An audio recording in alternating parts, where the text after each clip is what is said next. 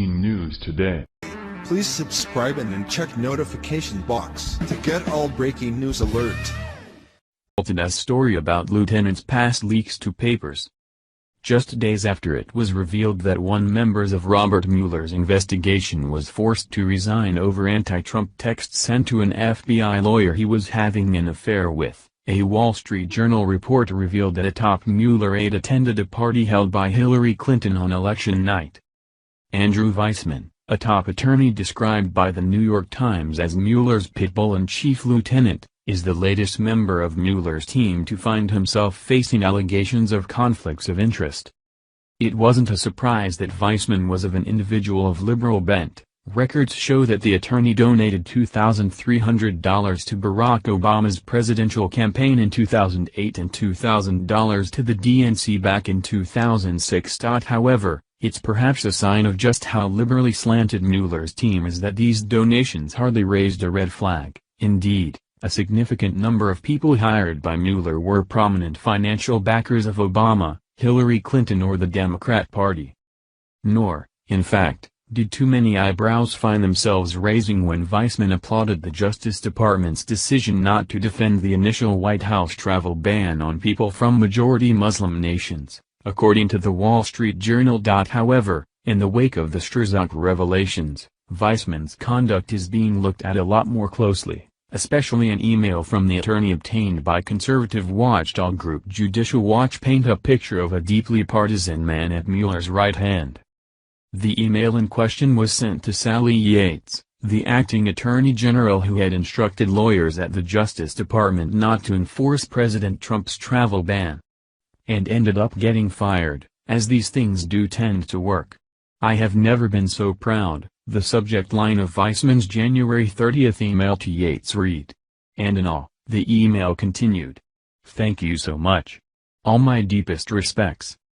There was also the fact that, less than 3 months earlier, Weissman was at Hillary Clinton's election night party at the Jacob K. Javits Center in New York City, where the expected coronation of Queen Hillary was about to take place. Presumably, Weissman was never so proud of what happened next. Or in all. However, one hopes he wasn't one of the snowflakes crying in the CNN footage we saw constantly looped from the Javits Center. That would just be embarrassing. The revelations were part of piece the Journal called Trump's Allies Urge Harder line as Mueller probe heats up, which is to say that after 6 months of knowing that this is one of the most biased probes in the history of special counsel investigations, lawmakers are finally saying, if perhaps not doing, something about it. GOP Representative Steve Chabot of Ohio said that the depths of this anti-Trump bias on the Mueller probe are absolutely shocking.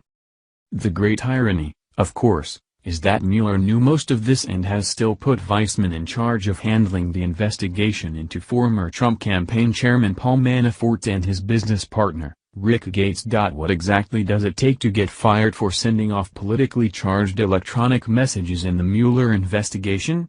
Do you need to be involved in coital relations with the person you're sending them to in order to get any axe? Is that the line? The New York Times describes Weissman as a bookish, legal pit bull with 2 Ivy League degrees, a weakness for gin martinis and classical music and a list of past enemies that includes professional killers and white-collar criminals. Current enemies, Donald Trump, facts, impartiality, legal travel bans and thriftiness with taxpayer money. Unfortunately, that's got Trump's allies urging a harder line, which may mean Mr. Weissman will require a few more gin martinis. As for Mueller's investigation, it's become clear this is nothing more than a Democrat-stacked witch hunt that's disclosed nothing of substance to the American people as of yet.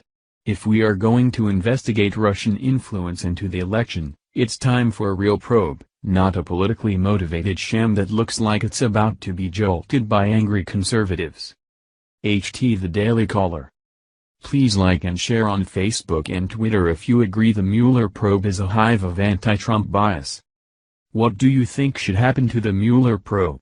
Scroll down to comment below.